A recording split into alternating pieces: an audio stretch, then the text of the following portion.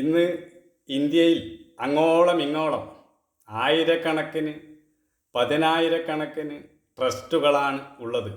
ഒരു ട്രസ്റ്റിൻ്റെ കീഴിൽ തന്നെ നിരവധി ട്രസ്റ്റുകളുണ്ടാകും. കാരുണ്യ പ്രസ്ഥാനം, സേവന പ്രവർത്തനം എന്നൊക്കെ പറഞ്ഞാണ് ഈ ട്രസ്റ്റുകളൊക്കെ രജിസ്റ്റർ ചെയ്യുക. എന്നിട്ട് ഇവരുടെ പണി ഗവൺമെൻറ്റിനെ വഞ്ചിക്കലും അഴിമതി നടത്തലുമാണ്.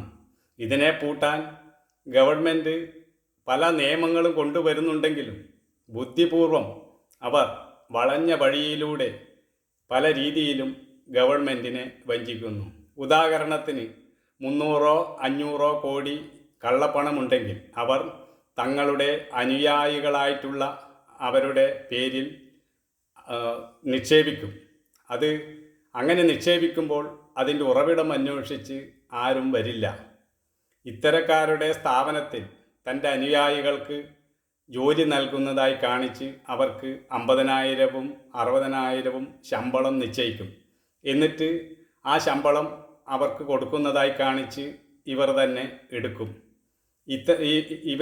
ഇവരെ കാണിക്കുന്നത് സ്ഥിര ജോലിക്കാരായിട്ടായിരിക്കില്ല, ടെമ്പററി ജോലിക്കാരായിരിക്കും. അപ്പോൾ അറ്റൻഡൻസും ഒന്നും ആവശ്യമില്ല. സ്ഥിര ജോലിക്കാരായി കാണിച്ചാൽ പ്രോവിഡൻ്റ് ഫണ്ടും മറ്റും എല്ലാം കൊടുക്കേണ്ടി വരും. അപ്പോൾ ഒരു അന്വേഷണം വന്നാൽ അത് തിരിച്ചറിയുകയും ചെയ്യും.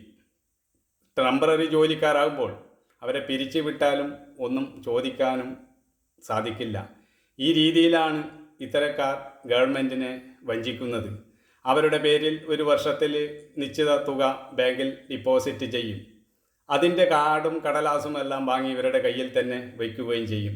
ഈ രീതിയിലാണ് അഴിമതി നടത്തുന്നത്. ഇതിനെ അന്വേഷിച്ച് കണ്ടുപിടിക്കാൻ ഗവൺമെൻറ്റിനും ബുദ്ധിമുട്ടാണ്.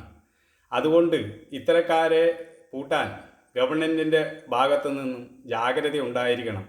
സാധാരണക്കാരൻ ഒരു നികുതി അടക്കാനുണ്ടെങ്കിൽ അവന് പേപ്പർ വരികയും അവൻ അടച്ചില്ലെങ്കിൽ അവൻ്റെ പേരിൽ നടപടിയെടുക്കുകയും ചെയ്യും.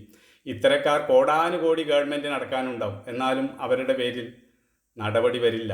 ഈ പണാധിപത്യം ജനാധിപത്യത്തെ വിഴുങ്ങുന്നത് ജാഗ്രതയോടുകൂടി തന്നെ നമ്മൾ നോക്കിക്കാണണം.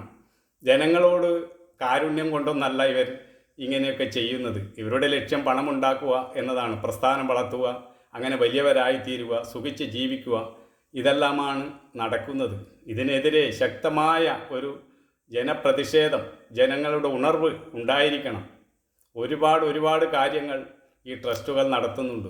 ഗവൺമെൻറ് പല നിയമങ്ങളും കൊണ്ടുവരുന്ന ഗവൺമെൻറ് തന്നെ ഇത്തരക്കാരുടെ അടുത്ത് പോയി കുമ്പിടുമ്പോൾ അവർക്കെങ്ങനെ നീതി നടപ്പിലാക്കാൻ കഴിയും? പൊതുജനം ഉണരുമ്പോൾ മാത്രമേ ഇതിനെക്കുറിച്ചൊക്കെ ഒരു ജാഗ്രത ഗവൺമെൻറ്റിനും വരികയുള്ളൂ.